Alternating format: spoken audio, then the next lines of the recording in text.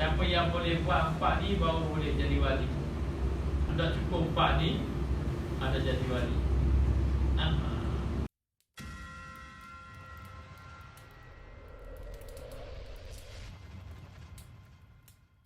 Dia riak dalam amal. Sebab kalau dia sedang bergaul dengan orang, dia akan jadi suka orang tengok ibadat dia. Kecuali orang yang sudah bersih hati, orang yang sudah terpelihara hati. Orang yang awam macam kita ini, banyak sangat kita bergaul dengan orang, akhirnya jadi apa? Hanya kita bersemangat ibadat di hadapan orang, tidak semangat ketika keseorangan. Maka macam mana kalau kita rasa kenapa depan orang ni kita semangat, keseorangan kita tidak semangat? Bermakna hati kita kosong, kita masih lagi lalai. Maka kena ada fikir, tafakur, uzlah dan tafakur. Baik, maka uzlah ini dia yang pertama selamat daripada riya dalam melakukan amal. Lalu Syekh Junaid Baghdadi, lepas beliau wafat, lalu ada orang bermimpi dengan Syekh Junaid Baghdadi. Lalu dia bertanya, apa yang Allah lakukan pada kamu? Katanya Allah Ta'ala memberikan ampunan kepada aku, dan segala ilmu yang aku ada itu tidak memberi manfaat. Segala amal yang ada tidak memberi manfaat kecuali beberapa amal yang aku lakukan di tengah malam ketika keseorangan. Sebab apa? Sebab nak beritahu amalan-amalan yang lain itu tak dapat. Antara yang menyebabkan Allah maafkan dia, ampunkan dia, yang lebih cepat adalah amalan yang dia ini jauh daripada riya. Antaranya apa? Sembahyang malam ketika keseorangan. Maka Syekh Junaid merasakan bahawa sudah tidak ada apa pun yang ada pada aku. Allah Ta'ala maafkan aku, ampunkan aku, dan tidak memberi manfaat yang lain kecuali beberapa rakaat yang aku lakukan pada waktu malam, yakni ketika keseorangan. Ini amalan yang menyebabkan dia ini mendapat mana keampunan Allah. Berkata guru kita, kalau tidak silap Tuan Guru Abdullah, Tuan Guru Haji Abdullah, ataupun yang mana Ustaz Din, Haji Mahyudin, lupa dah. Dia kata apa? Dia kata kamu kena ada satu amalan yang kamu dengan Allah je. Satu amalan. Kerana kadang-kadang habis amalan kita diketahui oleh manusia, sampai tidak ada satu amalan pun yang tidak diketahui oleh manusia. Maka amalan mana yang menyelamatkan kita? Itu amalan yang bahaya belaka. Kita infak 10 tahun dulu kita kabari orang. Tahun pertama dah kabari 10 tahun dulu. Tu bangunan madrasah tu saya buat dulu. Saya infak. Bila 10 tahun dulu? Amalan yang 10 tahun itu boleh binasa juga. Apabila datang di dalam hatinya sudah tidak ikhlas. Mungkin 10 tahun dulu ikhlas. Jadi katanya guru kita, kamu kena ada satu amalan yang isteri kamu dah tahu, anak kamu dah tahu, yang hanya kamu dengan Allah Ta'ala saja. Ini amalan yang kemungkinan menyelamatkan kamu, yang boleh menyebabkan Allah maafkan kamu. Kerana apabila Allah memberi rahmat, Allah tidak akan pandang lagi kepada keburukan kamu, kejahatan kamu. Boleh jadi dengan satu amalan ini menyebabkan kamu mendapat rahmat. Baik, yang kedua, terpelihara daripada memandang buruk kepada orang. Kalau uzlah, habis tidak uzlah ni lah kita pandang orang ni tak boleh, orang ni tak boleh. Dan yang ketiga, kebinasaan, ataupun yang ketiga, faedah uzlah, selamat daripada kebinasaan lidah. Tadi mata pandangan buruk orang. Yang ketiga, selamat daripada kebinasaan lidah. Bila kita buat uzlah, kita duk fikir hal kita ni, maka selamatlah kita daripada kebinasaan lidah. Sehingga Nabi SAW menyatakan, kebanyakan manusia itu tidak selamat di negeri akhirat adalah disebabkan lidah. Adalah disebabkan lidah. Kebanyakan manusia tidak selamat di akhirat adalah disebabkan tidak. Sehingga dikatakan bahawa ada satu orang sahabat yang balik daripada medan Uhud, yang sudah wafat. Lalu orang kata beruntunglah dia, masuk surgalah dia. Sebab berperang. Nabi kata belum tentu. Boleh jadi ada perkataan dia yang terhalang dia nak masuk di dalam surga. Boleh jadi.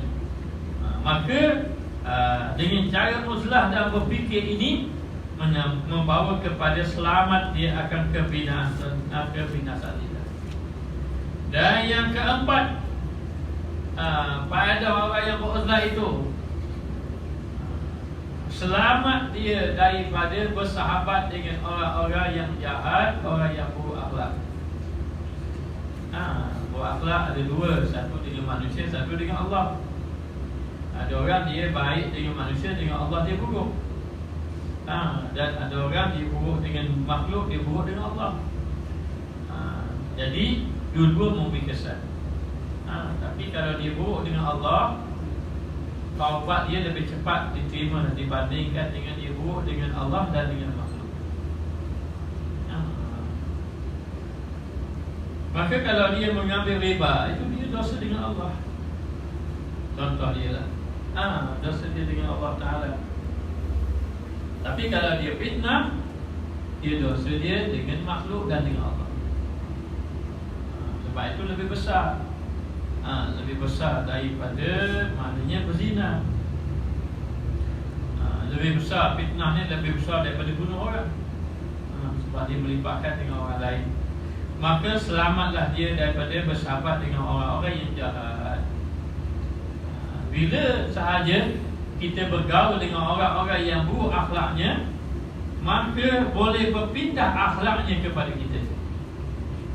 Saya ingatlah Syekh Yusuf Al-Hasani kata, dia tanya, dia kata kalau kamu ini bersahabat baik dengan seseorang, tiba-tiba satu hari sahabat baik yang kamu baik dengan dia tu dicurilah duit kamu, kamu marah tak? Dia kata sudah pasti kamu marah. Sebab apa? Sebab dia mengambil sesuatu yang berharga bagi diri kamu. Tetapi kamu tidak sedar, sebelum dia ambil duit kamu, dia dah ambil akhlak kamu. Dia dah tarik, hilangkan akhlak kamu. Sabit kawan dengan dia, kamu sudah tidak sembahyang jemaah. Sabit kawan dengan dia, kamu sudah tidak pergi kuliah agama. Contohnya, sebenarnya sebelum dia ambil harta benda kamu tu, dia dah ambil akhlak kamu.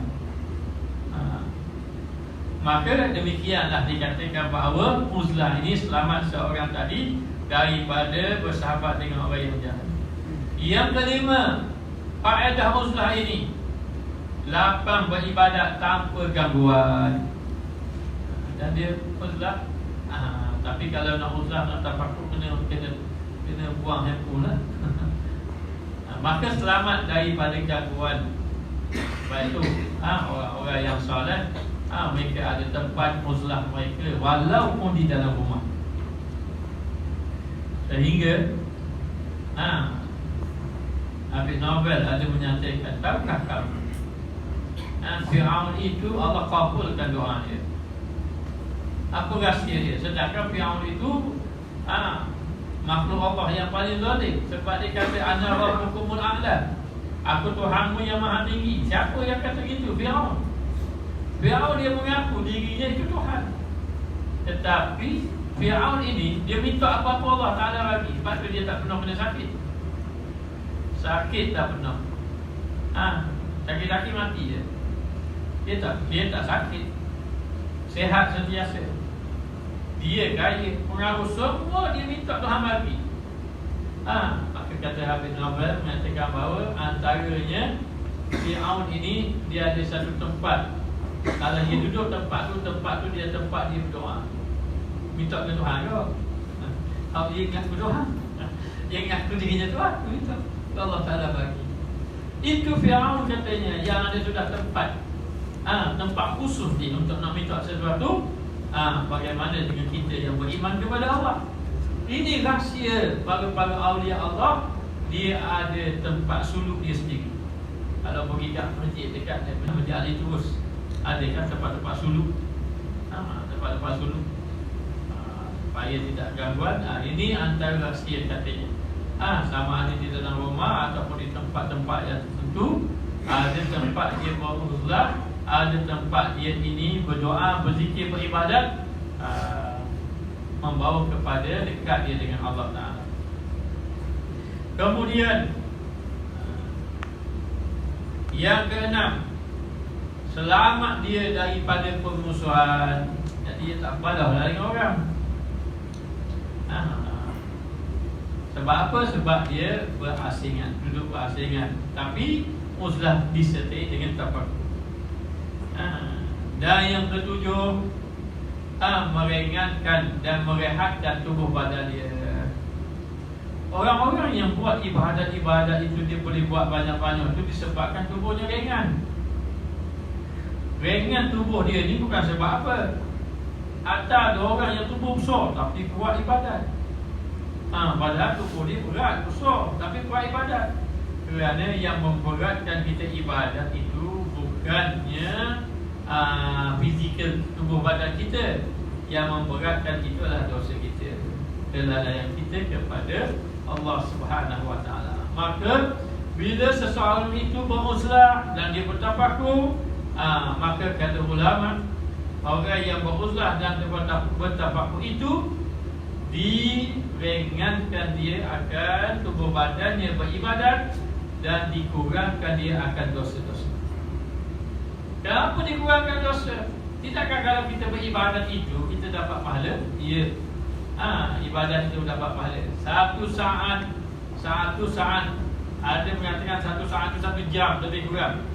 Dia beribadat itu lebih afdal daripada ibadat 10 tahun. Ada yang mengatakan lebih afdal daripada ibadat 70 tahun. Maka ada 2 hadis. Sahabat pergi jumpa Miqdad ibn Aswad. Dia jumpa Abu Hurairah radhiyallahu anhu. Abu Hurairah mengatakan bahawa 1 saat beruzlah lebih afdal daripada 10 tahun beribadat. 1 saat yang kita mikir, maknanya yang mendatangkan ingat pada Allah lebih afdal daripada 10 tahun. Sebab itu setengah-setengah orang-orang soleh tak nampak dia ibadat laju. Ibadat dia lebih pada tafakur. Di padang Arafah, orang duk sibuk baca Quran, tapi dia duduk termenung tuan ni. Duduk termenung saja dia. Dia duduk termenung saja. Lalu dikata, orang duk sibuk ibadat, kamu duduk sini je, duduk termenung saja. Rupanya ibadatnya ibadat tafakur.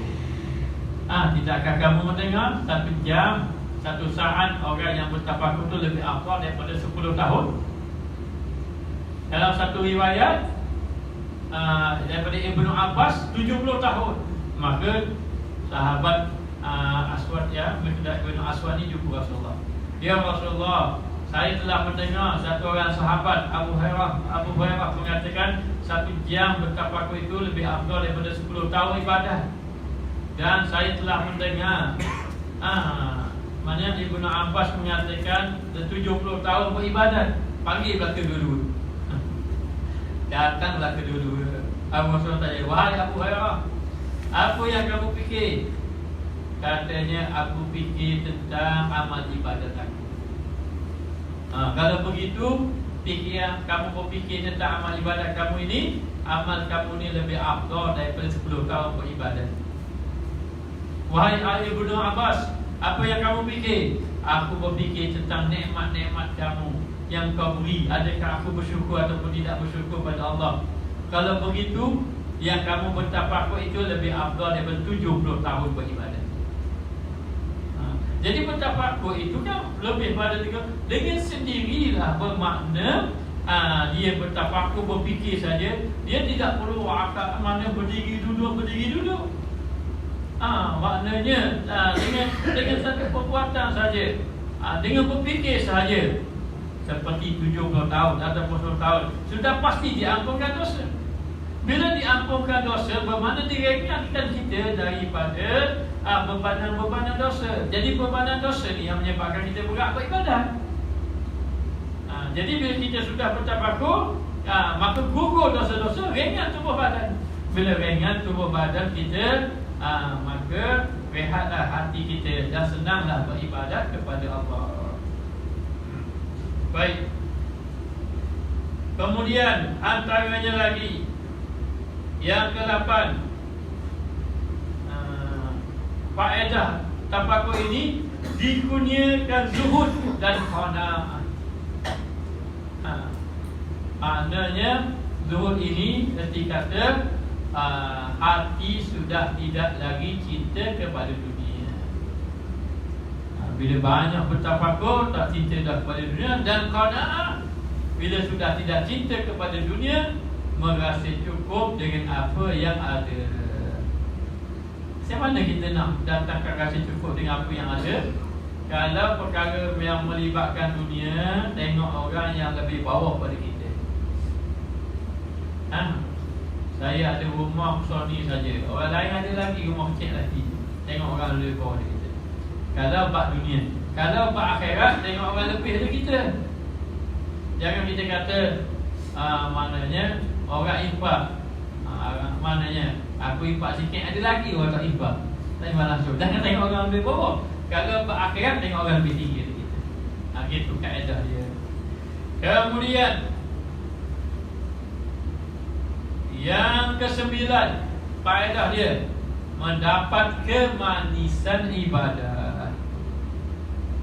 Tuan Guru Haji Abdullah, tuan guru kita almarhum, beliau ni kata isinya kalau dia semayang sampai pagi, lagi tak subuh, lagi tu tak berhenti.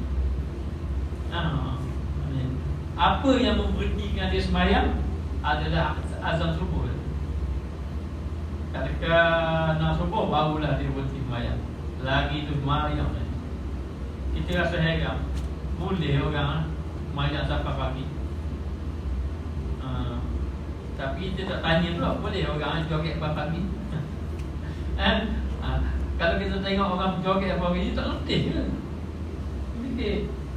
Dia tidak letih, dia rasa seronok dengan diri dia. Begitulah orang ahli ibadat, seronok dengan ibadat. Maka kenapa? Dia rasa lazat dalam dia itu berjoget, rasa sedap.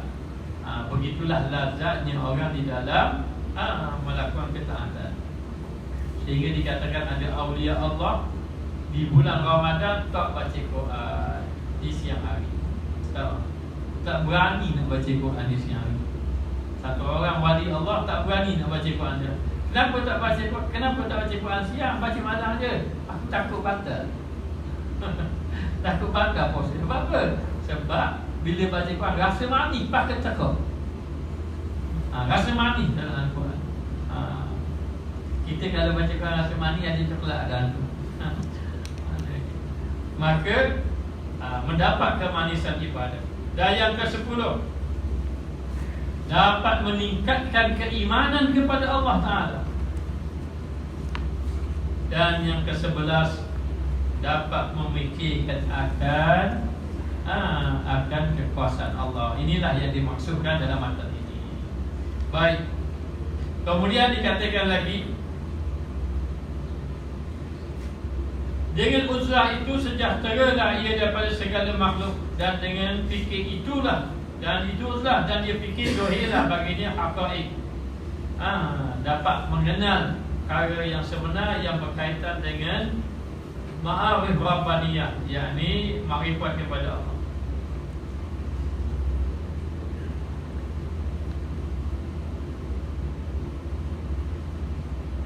Maka bahawasanya hati apabila sunyi daripada khayal yang wahamiyah, kita ini dipanggil banyak khayal, banyak memikirkan benda yang wahamiyah, yang memberi kepada kita ini waham, keraguan, ataupun sesuatu yang tidak pasti.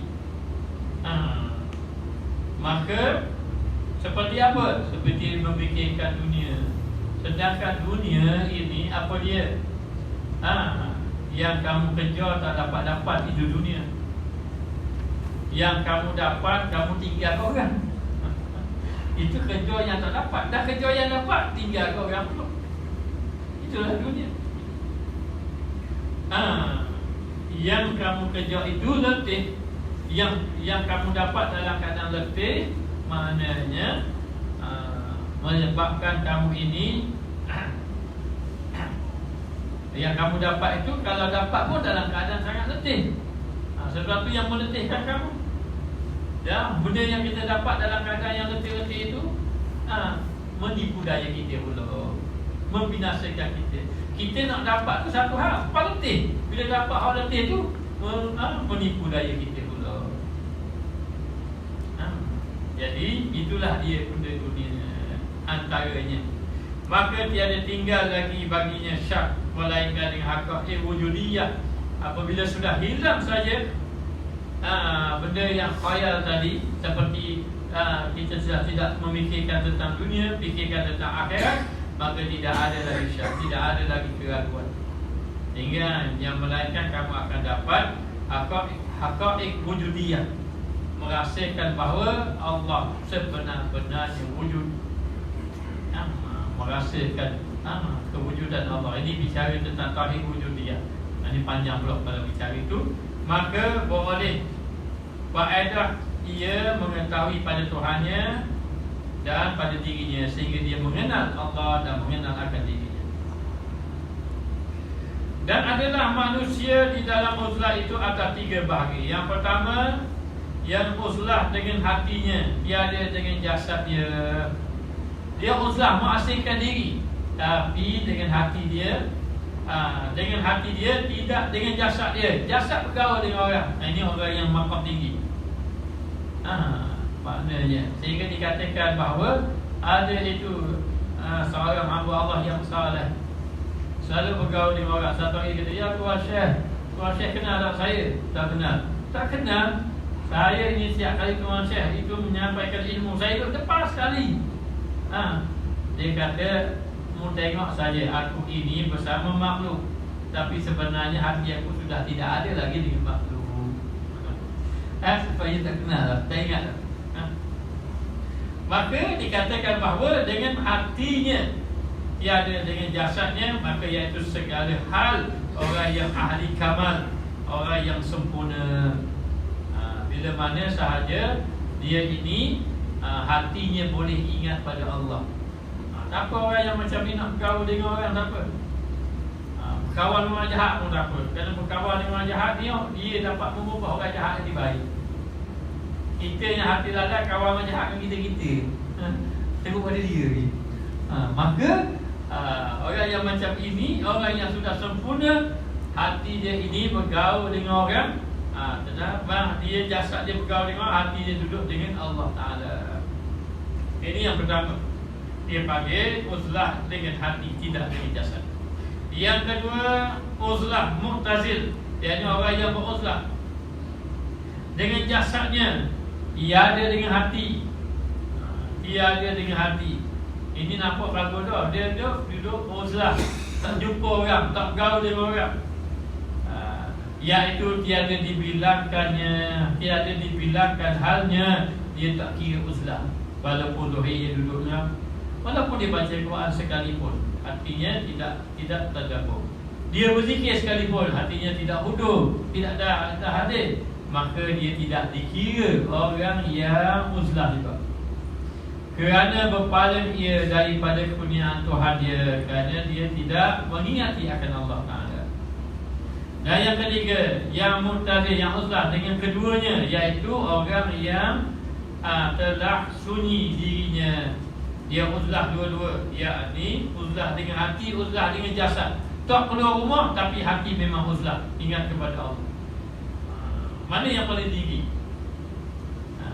Yang paling tinggi yang pertama lah. Dia boleh bergaul. Sebab apa? Sebab kalau dia hatinya sudah dekat dengan Allah, dia boleh gaul dengan orang. Kalau dia bergaul dengan orang yang jahat, dia dapat memberi manfaat orang jahat jadi baik. Kalau dia bergaul dengan orang yang baik dah, dia baik, hati ingat Allah, dia gaul dengan orang yang ingat Allah, lagi-lagi bertambah ingatan dia pada Allah. Maka yang pertama itu lebih afdal daripada yang ketiga. Yang kedua itu tidak afdal. Tidak afdal. Baik. Lalu dikatakan bahawa dan adalah bagi fikir tafakur itu ada 3 martabat. Apakah kita nak bertafakur? Ingat, Ada ulama menyatakan bahawa jalan pertama taubat pada Allah. Satu pendapat. Pendapat yang kedua menyatakan jalan pertama nak jalan pada Allah adalah tafakkur. Kenapa? Kerana seorang itu tidak akan sempurna taubatnya kecuali dengan tafakkur terlebih dahulu. Maka diambil dalil dengan Nabi SAW berada di Gua Hira sebelum sampai wahyu. Duduk di Gua Hira dulu.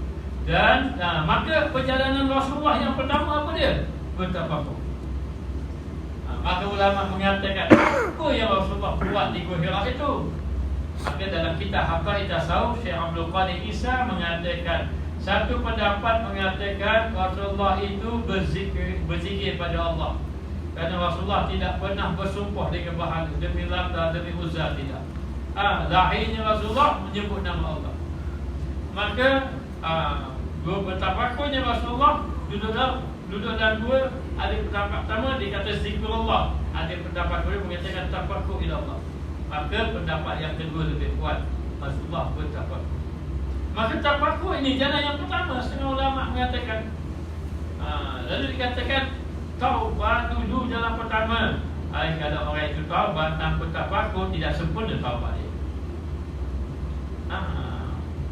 Maka bertafakkur itu ada jalan dia, ada peringkat dia. Baik, yang pertama dia panggil mubtadi. Ada tiga. Yang pertama orang yang mubtadi, orang yang permulaan.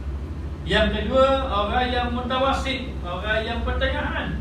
Yang ketiga adalah orang yang muntahi, orang yang penghabisan. Jadi permulaan, kemudian pertengahan, penghabisan. Baik. Maka yang mubtadi itu apa yang dipikir? Iaitu tafakkur ia dalam mengingatkan segala PL-nya yang jahat. Maka berfikir dia, orang macam kita mubtadi, apa yang kita perlu fikir? Jangan tu fikir mana-mana kejadian Allah Ta'ala, tak fikir tentang dosa dia. Fikir tentang dosa-dosa dia. Lalu dikatakan bahawa yang pertama memikir akan PL-nya itu apa dia? Yang pertama memikir akan PL-nya, iaitu memikirkan tentang kelalaian dia dalam ibadat. Umur 15 tahun dulu dah balik tak mayang lagi contohnya. Lepas tu fikir kena keluar balik, kena taubat pada Allah. Yang kedua memikirkan tentang dosa-dosanya yang lalu. Yang ketiga memikirkan tentang pengakhiran dia, su'ul khatimah ke ataupun husnul khatimah. Yang keempat berfikir tentang azab Allah Subhanahu wa taala. Awalam yanzuru fi malakutis samawati wal ardh wa ma khalaqallahu min syai'in wa an asa an yakuna qad iqtaraba ajaluhu. Tidakkah kamu melihat pada kejadian langit dan bumi itu, petala 7 petala langit, 7 petala bumi, dan apa yang Allah Ta'ala ciptakan daripada sesuatu? Moga-moga kamu akan mengingati akan kematian kamu. Baik, maka ini peringkat yang permulaan. Lalai aku dulu mayam tak jaga, puasa mana tinggal lagi. Ini kalau tiada tahu, kalau dulu kami share. Tiap-tiap tahun ada sama yang nak bayar fidyah. Berapa tahun? 15 tahun tinggal puasa, 20 tahun tinggal puasa. Biasa. Ada kata masuk muda ni lagi baru puasa, banyak ada nak bayar fidyah. Macam-macam. Maka demikian, orang yang macam ini dia kena fikirkan dosa dia, ibadat yang ditinggalkan, apa yang dia perlu sediakan sebelum kematian, bagaimana jalan nak selamatkan daripada azab. Semoga dengan jalan ini cepat dia mengingatkan diri kepada Allah Ta'ala dan menyebabkan dia dekat dengan Allah. Itu yang pertama. Yang jahat, PN yang jahat, supaya ia menyesal dan hendaklah ia mencita-cita tiada kembali kepadanya, iaitu bertaubat. Tiada kembali kepadanya, kepada perbuatan jahat tadi, kerana bahwasanya orang yang tiada taubat baginya, tiada amal baginya. Orang yang tidak bertaubat itu adalah seperti orang yang tidak berjalan. Maka jalan ni jalan taubat, baru terbuka ilmu, baru terbuka segala-galanya. Maka tafakur itu mendatangkan taubat. Tafakur itu tidak mendatangkan taubat. Kalau taubat pun tidak sempurna akan taubat lagi. Tanpa tafakur, ingat akan dosa-dosa itu. Kemudian, dan yang mutawasit pertengahan itu, tafakur ia dalam segala nikmat Allah dengan kemurahan atas segala wujud. Yang kedua, afdalnya 70 kali ganda lebih afdal daripada yang pertama. Tapi jangan pergi yang kedua lalu, pergi yang pertama dulu. Lepas dari fikir mengenai kelalaian kita, baru fikir tentang nikmat Allah yang kita lalaikan tadi. Mana kita kena fikir kewajipan-kewajipan kita, dosa kita, maknanya amalan kita, barulah yang kedua fikir tentang nikmat Allah Ta'ala. Dan yang muntahi yang terakhir itu, iaitu tafakur ia akan daqa'iq ma'arif Rabbaniyah, berfikir dia tentang mengenal Allah. Takwa ini sesuatu yang dalam. Ma'arif ini ialah mengenal Rabbaniyah, ni ketuhanan, mengenal Allah Ta'ala. Di dalam daqa'iq ulum laduniyah, dalam kurniaan ilmu yang Allah Ta'ala kurniakan pada dia. Yang seseorang itu tidak dapat ilmu laduni kecuali hatinya bersih, dan tidak akan dapat ilmu laduni kecuali dia ini beramal dengan ilmu yang bertepatan dengan kehendak Allah, dan tidak akan mendapat ilmu laduni kecuali dalam keadaan ikhlas dan takwa kepada Allah. Yang dengan dia ini masuk ke dalam hadrat kursi dan membawa kepada dia dekat dengan Allah, masuk dia pada Allah Ta'ala. Jadi mengenal Allah, mengingati Allah. Dan dikata Syekh Junaid Baghdadi rahimahullah ta'ala, barang siapa menghendaki bahawa sejahtera bagi agama, nak selamat agama, dan juga nak istirahat pada badannya, rehat pada badannya dan hatinya, maka adalah dia istizal daripada manusia, yakni banyak mengasingkan diri pada manusia. Sehingga disebut dalam hadis, antara faedah apa dia ni, faedah ataupun hikmah seorang tadi bertafakur, yang pertama dikata yurisul hikmah, mewariskan hikmah, kebijaksanaan. Kebijaksanaan.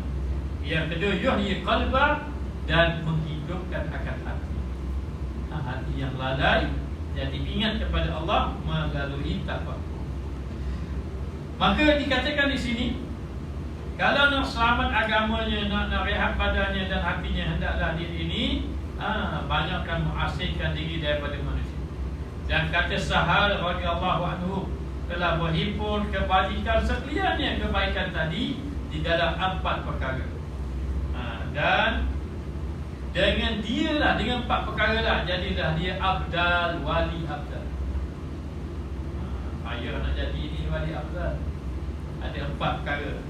Tapi Imam Ghazali dia sebut dalam Riyadhah, yang pertama lapar. Banyak lapar. Banyak lapar disebut di dalam hadis Nabi sallallahu alaihi wasallam, aqrabukum minni yaumal qiyamah aksaukum jau'an wa tafakkuran. Orang yang paling hampir, orang yang hampir di kalangan kamu daripada aku, orang yang hampir dengan aku di kalangan kamu ini dekat hari akhirat, orang yang banyak berlapar di atas muka dunia dan banyak bertakwa. Maka lapar, banyak lapar. Yang kedua, jaga, banyak jaga malam. Dan yang ketiga, diam, banyak diam. Dan yang keempat, khalwah, banyak mengasingkan diri. Siapa yang boleh buat 4 ni baru boleh jadi wali. Kalau kata maknanya dah cukup 4 ni, ada jadi wali. Wali abdal. Apapun wali-wali ini pilihan Allah Ta'ala. Dan kata Ka'ab radhiyallahu anhu, barang siapa menghendaki bahawa sampai kepada kemuliaan akhirat, maka hendaklah dia memperbanyakkan tafakur. Kerana tafakur ini membawa kepada ingat dia dengan Allah cara cepat. Ada orang dulu 10 tahun, 15 tahun, hati tak boleh hidup ni. Duduk tafakur 1 jam je tu je. Duduk seorang-seorang, gurunya kata kamu duduk tempat ini, kamu bersuluk ataupun duduk masuk dekat. Ada orang pergi Kota Tarim ni lah, dia pergi Kota Tarim. Dia balik, dia ditimpa satu penyakit. Penyakit apa? Penyakit takut yang bersangatan. Dia pergi Kota Tarim ni, tak tahu dia pergi mana lah. Dia pergi Tapal ke, dia pergi kat Suluk ke. Saya takut sangat. Sampai nak makan nasi tak. Dia jadi takut. Sampai dia mikir macam mana nak hilang takut. Tapi takut tu bagus sebenarnya. Takut yang menyebabkan dia tak fikir langsung dah. Maksiat dia tak fikir dah. Tapi siapa rasa takut itu sekali. Lama-lama dia kata dah gaul, hilanglah takut dia. Dia rasa rugi pula. Allah Ta'ala bagi dia rasa takut sungguh dia. Siapa nak makan pun takut ni. Dengar azab, kau takut lagi. Takut yang boleh beribadat. Tapi lama-lama dah bergaul orang mari jumpa, lama hilang, kau kurang. Begitulah. Lepas tu ketika mana orang jumpa dengan Syekh Habib Abdul Syihab, dia kata, Habib, saya tak boleh tidur malam. Saya kena penyakit ni penyakit tak tidur malam ni. Dia tidur malam. Habib tanya berapa? Dalam mana? Sebulan. Sebulan takut tu. Aku 10 tahun dah tidur malam. Dah tidur malam 10 tahun dah. Siapa yang dia nak tidur nampak masuk ke, nampak neraka? Habib Abdul Rahman Sagar. Mana nak tidur? Maknanya tak nak tidur. Paling belah kanan nampak surga, paling belah kiri nampak neraka. Jadi dikatakan bahawa takut ini mendatangkan kepada dekat kepada Allah Subhanahu Wa Taala, tapi takut yang membawa kepada ibadah. Lalu dikatakan bahawa sampai kepada kemuliaan akhirat hendaklah dia memperbanyakkan tafakur. Dan kata orang bagi Abi Darda, mana amal yang terlebih afdal? Wahai Abu Darda, mana amal yang terlebih afdal? Maka katanya tafakur. Tafakur. Jangan salah faham. Bukan berdengkur tafakur. Maka tafakur amalan yang paling afdal. Kerana demikian itu menyampaikan kepada makrifat haqaiq asya, sampai dia dapat mengetahui hakikat sesuatu. Baru kita tahu sesuatu. Sehingga ada wali-wali Allah, kesan daripada dia bertafakur, Allah memberi dia mendengar bahan dapat sesuatu yang bertasbih. Sampai mendengar daun-daun bertasbih. Allah Ta'ala bagi kesan daripada bertafakur kepada Allah Subhanahu Wa Ta'ala. Dan membezakan yang hak dan batil, dan manfaat dan yang mudarat, kesan daripada tafakur. Dan nyatalah dengan dia atas segala yang tersembunyi daripada apa tu nafsi, dan sesuatu yang tersembunyi daripada diri dia, kesan daripada tafakur. Sebab itu yang paling utama ni, sebab tu orang-orang yang soleh, ketika mana mereka diberi kasyaf, mereka tidak mau kasyaf. Bahkan kalau diberi pilihan oleh Allah, kasyaf yang macam mana kamu nak? Ada orang yang nampak benda akan datang, ada orang nampak benda yang jauh. Benda jauh yang nampak. Dia kata yang kasyaf yang dikendaki adalah kasyaf melihat aib diri, sehingga dapat tahu amalan ini ada ikhlas ke tidak ada ikhlas. Dapat tahu, dan dapat tahu amalan ini, perkara ini tipu daya ke tidak tipu daya. Sehingga ada mereka itu meninggalkan ibadat. Biasa bangun tahajud tak pernah tinggal, tiba-tiba hari itu tinggal tahajud, tak nak tahajud lah. Kenapa? Kerana hari ini kalau dia bertahajud, dia sudah datangnya apa dia ni, nafsu. Dia dapat tahu dia ubah dengan zikir apa tu. Allah Ta'ala bagi orang-orang yang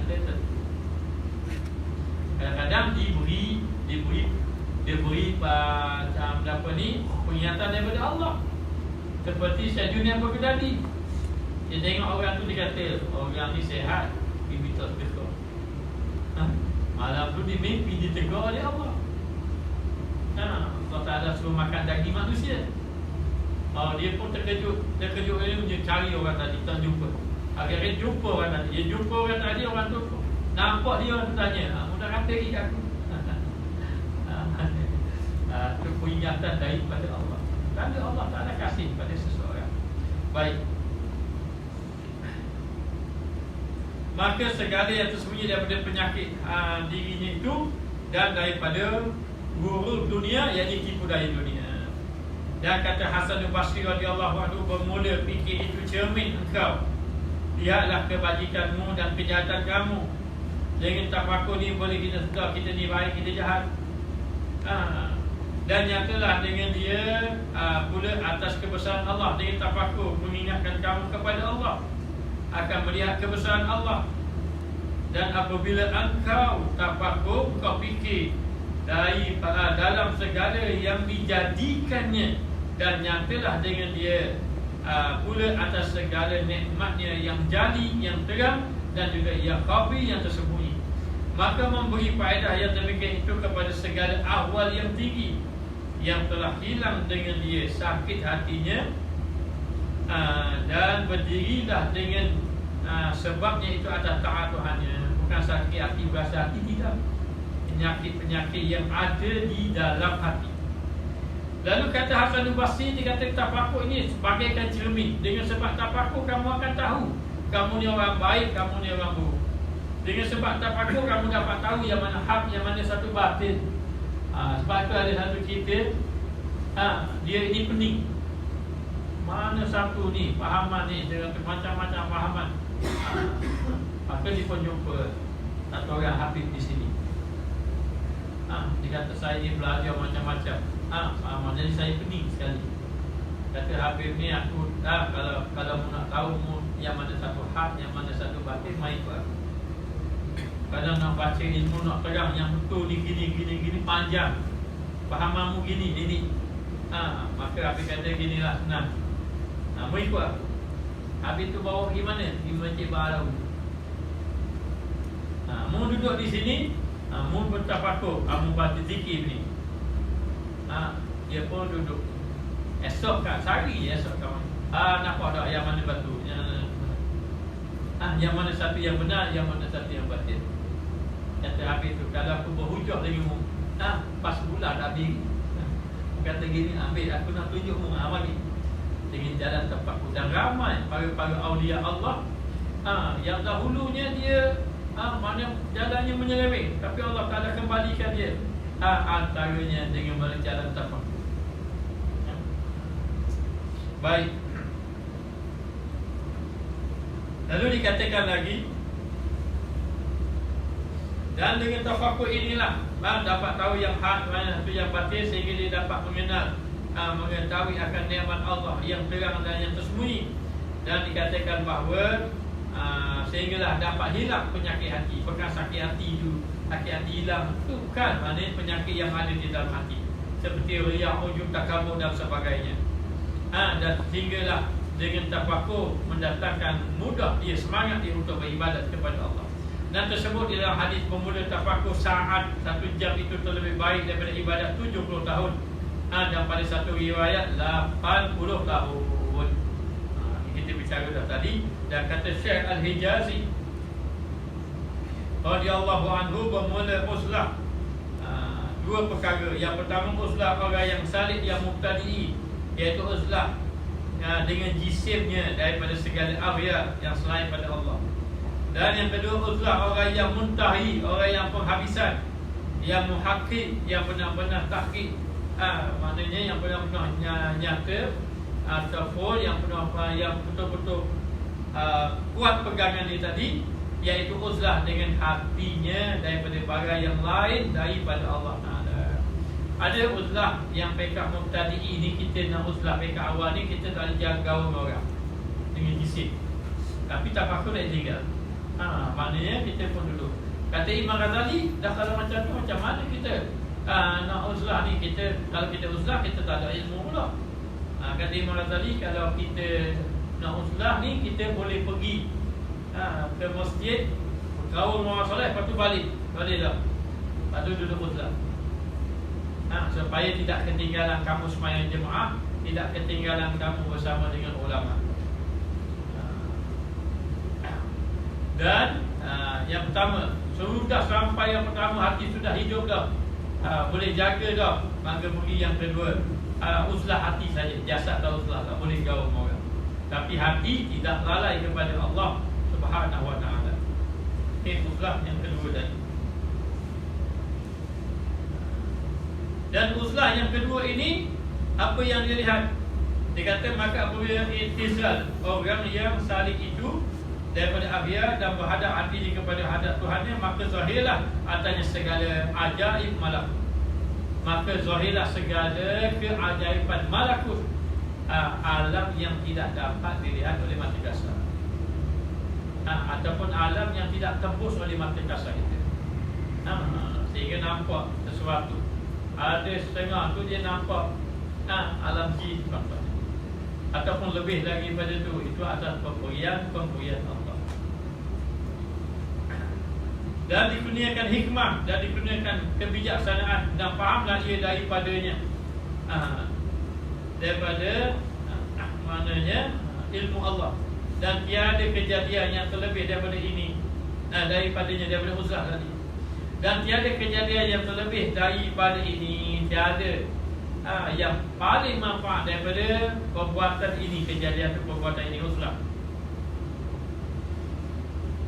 Dan tiada manfaat yang terlebih daripadanya selama lagi ada hatinya itu di bawah, hati itu di bawah tutupan akwat, tiadalah melihat akan sesuatu daripada segala aswak ini, tiadalah bercahaya di dalam cahayanya.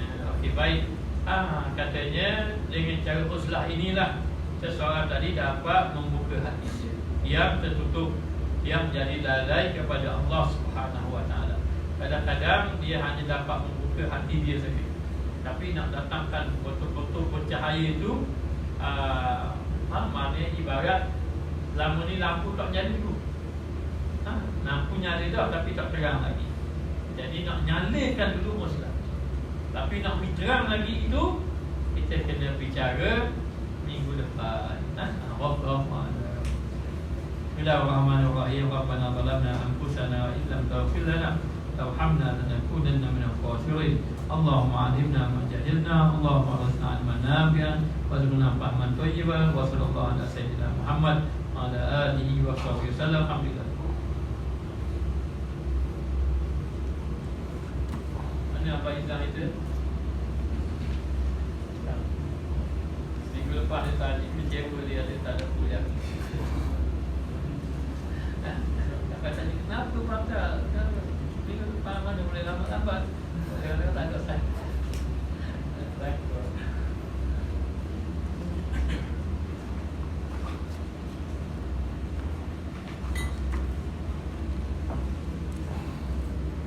InsyaAllah nanti kita masuk dapat power faedah. Faedah. Jadi yang siapa-siapa yang sadar dalam grup tu, kalau nak faedah, bolehlah bagi nombor bahasa kita masukkan dalam grup. Dan setiap kali kuliah ini kita akan tulis nota dalam grup, InsyaAllah.